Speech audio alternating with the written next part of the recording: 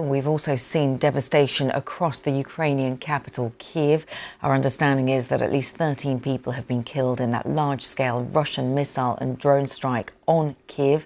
Let's cross over to the Ukrainian capital. My colleague, our correspondent Sarah Rainsford, joins us now. A devastating night for the Ukrainian capital, Sarah. Yeah, Kasia, a really difficult night and a deadly one, as you say. At the moment, we know that 13 people have been killed and there are dozens of people who've been injured as well. And one site here in the capital, a residential building, a block of flats, has been very badly damaged, partially destroyed, and rescuers there are still looking for people, as we understand it, underneath the rubble of that building. So a really tough night.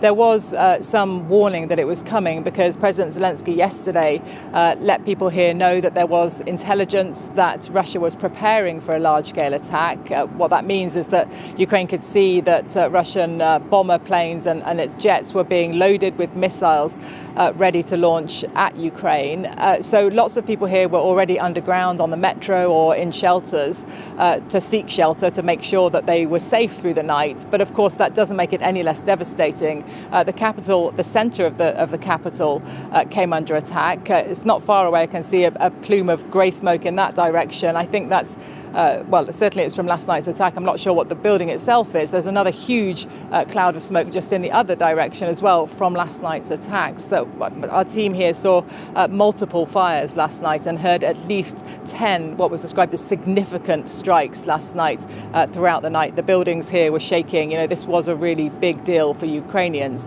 And as I say, it was deadly for so far 13 people here in the capital.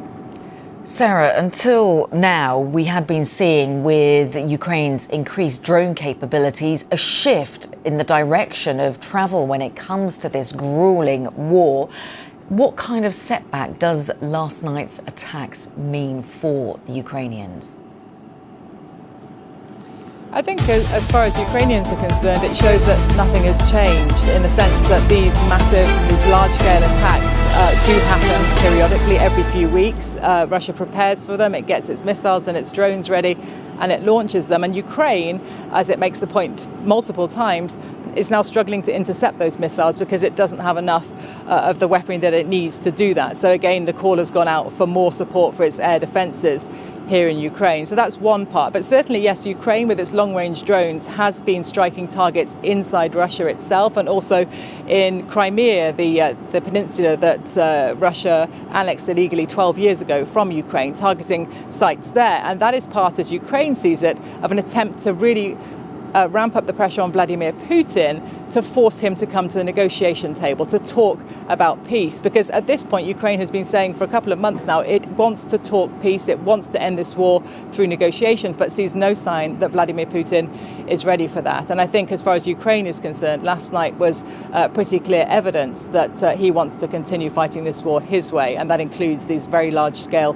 strikes, which are now hitting the centre of Ukraine's capital. Sarah, to you and the team, as always, many thanks. Sarah Rainsford there in the Ukrainian capital, Kyiv.